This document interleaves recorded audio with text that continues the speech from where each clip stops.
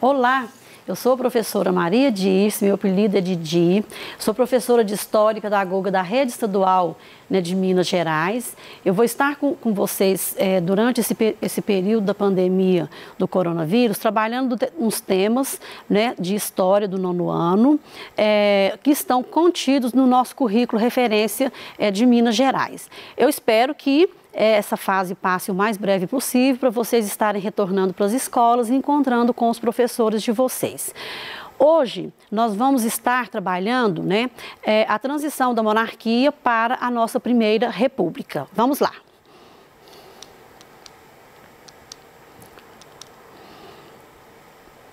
A gente vai estar vendo, então, como eu falei, né, o que levou à queda da monarquia no Brasil, né, para a gente estar chegando à proclamação da República.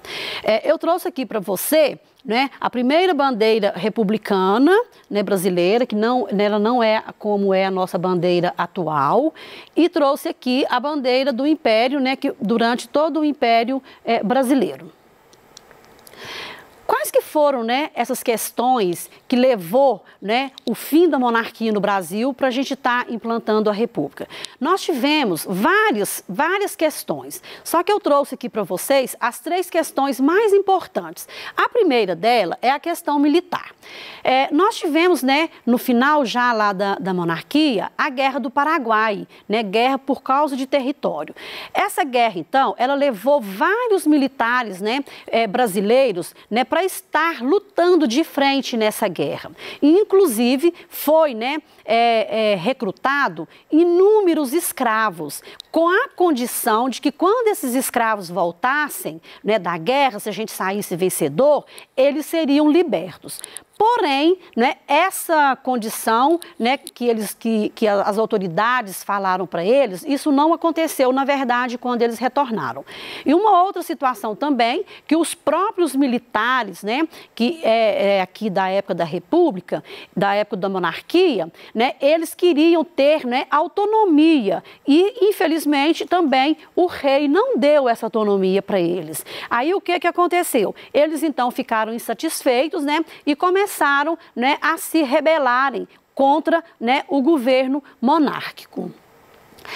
Uma outra questão foi a questão religiosa, né, que o governo começou-se a ter muitos problemas com a igreja. A igreja, ela era dependente, né, do Estado, era ligada ao Estado, mas a gente teve várias situações, mas a situação que realmente culminou, né, com a desagregação, né, da igreja com a monarquia, o descontentamento, foi um incidente que aconteceu, né, que o Papa, né, da época lá, pediu a 2 bispos brasileiros que prendessem, né, pessoas que estavam, né, a favor da maçonaria aqui no Brasil. E o Dom Pedro, ele era maçom.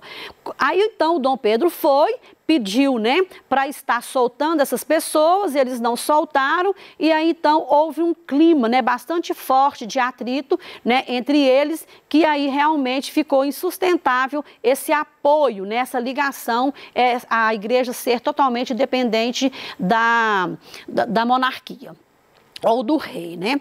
Aí nós tivemos a grande questão também, que foi a questão abolicionista, né? A gente sabe que, eu vou falar um pouquinho para frente aqui, que a abolição aconteceu em 1888 e o governo também imperial, ele prometeu que ia indenizar esses donos de escravos, esses grandes latifundiários. E isso, na prática, também não aconteceu. Aí tudo isso gerou todos esses descontentamentos que levou realmente ao enfraquecimento, né, da monarquia aqui no Brasil.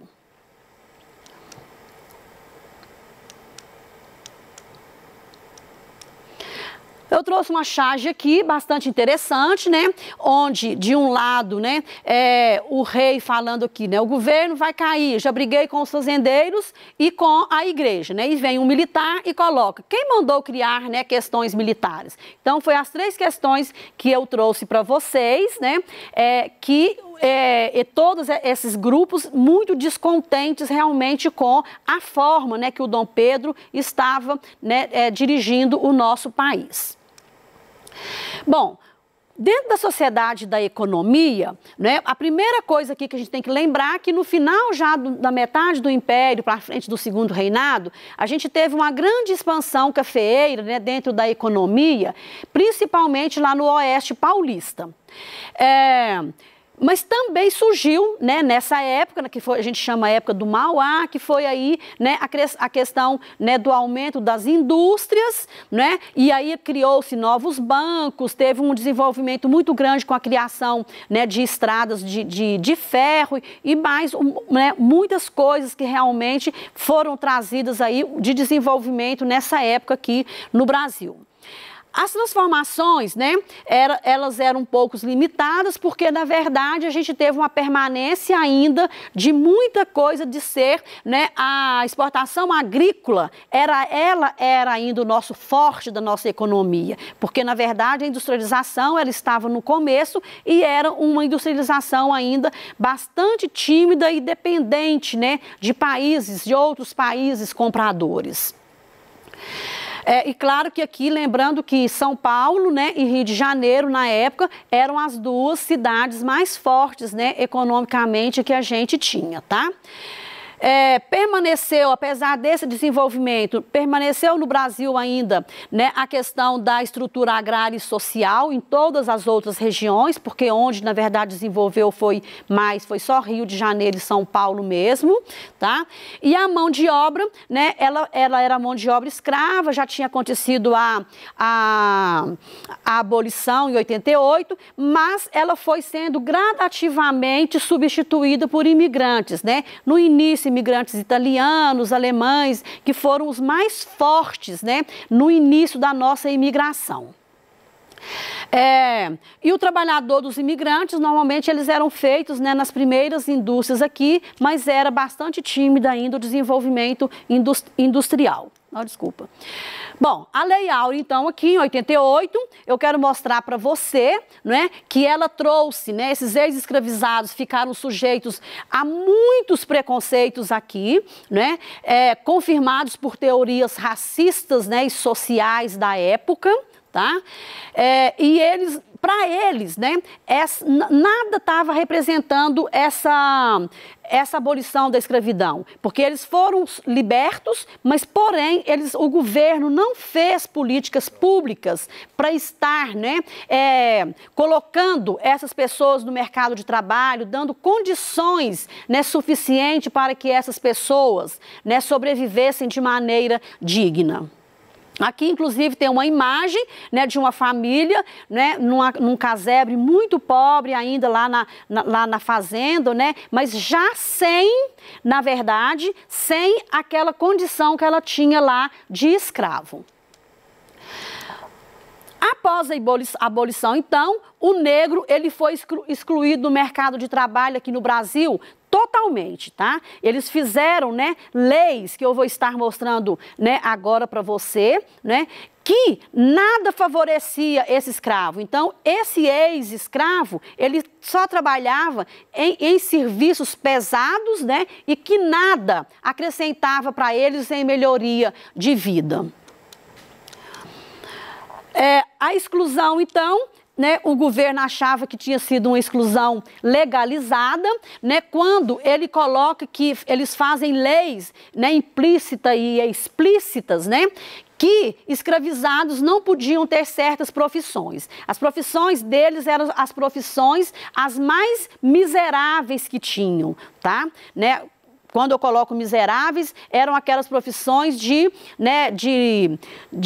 ser, né, trabalhar só na construção civil, naquele serviço mais pesado que tinha lá na fazenda, né? Mas eles não serviam para estar, né, dentro de uma casa de um senhor, porque a cor prejudicava, né? E muitas coisas mais. Os lotes de terras também que antes eram usados, né, que eram livres e qualquer pessoa livre podia estar usando, né, esses lotes para sua plantação, o que que eles fizeram? Eles começaram, então, a doar esses lotes para os homens bons. O que que são esses homens bons para, né, essa classe da época? Era a pessoa branca, católica e que tinha família. Então, claro, o negro, o pobre, mais uma vez, ficou excluído, né, nessa condição aqui desses lotes, né, essas sesmarias que a gente chamavam na época. Então, claro que o poder público, né, em momento nenhum, ele faz nada, nenhuma política para estar, né, inserindo esse negro na nova sociedade que estava por vir. A lei de terras que aconteceu aqui no Brasil, né, um pouco antes, que foi em 1850, também foi outra situação extremamente difícil, porque as pessoas que tinham terras que eram do Estado, né, que pertenciam ao Estado, mas que elas ali plantavam para sua subsistência, com a lei de terras, então, em 1850, passou-se, você só poderia ser dono da terra se você pagasse por ela. E claro que a maioria das pessoas que moravam ali, né, eram os negros ou as pessoas muito pobres e que elas não tinham essa condição de estar comprando lote nenhum de terra. E o discurso ideológico falava que a população negra, né, ela não era adequada para um trabalho assalariado, né, porque eles tinham medo de fazer essa miscigenação. Então a gente chama, né, a gente fala que aqui houve uma tendência, né, das pessoas fazer o branqueamento da população brasileira, né, o medo da miscigenação, e aí então a gente chama aqui, né, entre aspas, que eles quiseram fazer o branqueamento porque eles achavam que o branco era mais inteligente, que o branco fazia mais, que o branco pensava melhor.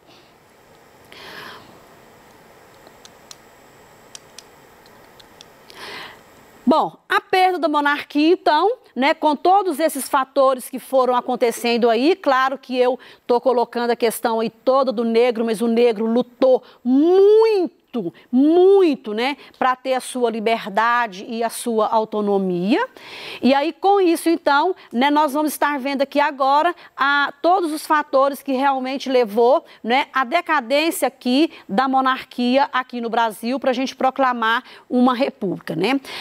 A falta de habilidades do imperador, né, do Dom Pedro, para estar resolvendo todos os impasses, os problemas que tinha, além dele estar totalmente desanimado, porque ele não via uma perspectiva de ter um terceiro reinado aqui com a sua filha Isabel, porque a Isabel ela era casada, né, com um francês, e esse francês ele era dito como muito chato, né, ele era uma pessoa muito sem carisma, né, com as pessoas. Então aí o Dom Pedro achava que não ia existir um terceiro reinado para a princesa Isabel assumir, porque possivelmente o marido ia estar por trás das decisões. E uma outra coisa que agravou também foi que ele estava doente com uma diabetes, e essa diabetes realmente debilitou muito, né, a questão da saúde dele, e ele então ficou meio que, né, meio sem vontade de trabalhar, né, de estar resolvendo os impasses para que a monarquia não acabasse. Ele perdeu também, claro, o apoio de vários grupos sociais, um deles, inclusive, os grandes latifundiários, mas nesse momento a gente já tinha aqui no Brasil também, né, outras classes sociais surgidas da indústria, que eram os operários, né, os industriais que estavam vindo. Então, com isso, então, claro que ele vai perdendo todo esse apoio, e aí, então, a nossa tendência realmente é a monarquia vir a cair. O projeto republicano, presidencialista e federalista, eu vou estar falando no próximo slide sobre a questão do manifesto, né, do manifesto republicano que pregava isso, a difusão das ideias liberais e positivistas em favor da república, tá? Essas ideias vieram da Europa, nós vamos estar vendo que o Augusto Conte teve uma grande influência nessa questão, inclusive também com a questão da liberdade lá dos Estados Unidos, da independência dos Estados Unidos da América, e a influência dos países vizinhos, né, que está aqui, que foi os Estados Unidos da América. Aqui mostra, tem uma gravura aqui muito interessante do Dom Pedro, né? A gente vê aqui o descaso dele lendo um jornal, dormindo, né, numa apatia enorme. Bom, em 1870, então, funda-se no Brasil, em São Paulo, tá? O PRP, que é o Partido Republicano, e com isso, então, eles fazem, né, um manifesto republicano onde eles reivindicam inúmeras coisas dentro desse manifesto, tá? E aí, então, quais, né, as reivindicações, né, que esse manifesto, né, deixa para a gente. Isso daí eu vou deixar para vocês pesquisarem, porque a gente vai estar vendo um pouco mais para frente na próxima aula, tá ok? Aí, então, né, a proclamação da República, ela vai estar, né, aproximando militares e republicanos. Houve também a adesão de alguns monarquistas também que foram a favor, né, dessa república, e teve também os boatos, né, que o Dom Pedro iria, né, reprimir os militares. E aí, claro que todos os militares, então, ficaram a favor da proclamação, né, de fazer uma república no Brasil. Aí, até que, enfim, né, no dia 15, aqui está um jornal, né, falando Viva a República Brasileira, e aí no dia 15 de novembro, então, o Deodoro, né, o Marechal Deodoro da Fonseca, num golpe, tá? Foi num golpe, ele então, né, proclama aqui, junto com as tropas, proclama a República Brasileira. O Dom Pedro I, então, ele vai, né, e exila com a sua família na Europa. Os republicanos concordavam com uma coisa: todos queriam a República. Mas aí também eu vou deixar para você estar pensando que república seria essa? Que república que nós vamos estar começando no Brasil? Será que ela incluiu a todos? Todos tiveram a participação? Ou somente a elite ficou? Pensem que na próxima aula nós vamos discutir. A primeira fase da República, a gente fala que ela teve duas fases, que foi de 89 a 94, que foi a República da Espada, e de 94 a 1930, a República Oligárquica. Na próxima aula, a gente vai estar vendo até aproximadamente, eu penso que até 1910, que foi uma parte dessa primeira República. Aí eu vou deixar aqui para vocês uma atividade, inclusive usando a mesma imagem que eu já coloquei ali atrás da apatia do Dom Pedro, tá? No final. E aí vocês vão estar analisando a charge com bastante critério, tá? Porque tem perguntas, né, criteriosas ali, de observação mesmo, as perguntas muito simples que vocês são capazes, né, você é capaz de responder. E se tiverem dúvida, tirem com o seu professor ou comigo mesmo, né, em qualquer retorno que a gente tiver aqui, tá? Aí tem um textinho, né, que é o comando, no caso da minha atividade, que vocês leiam aí com bastante atenção. Você vai estar vendo que é um texto, né, que ele está escrito com o português da época, né, que é muito interessante, mas é claro que a gente consegue entender muito bem o que o texto está nos dizendo. E aí você vai estar respondendo no seu caderno essas 4 perguntas aí, né, e depois para você estar discutindo com o seu professor, com seus colegas, lá quando vocês retornarem para a sua sala de aula. Na próxima aula, então, nós vamos estar vendo, né, a primeira república no Brasil. Eu acho que dá para a gente estar indo até, né, mais ou menos 1910. Eu espero que vocês tenham gostado, né, dessa aula. Até breve e um forte abraço para você.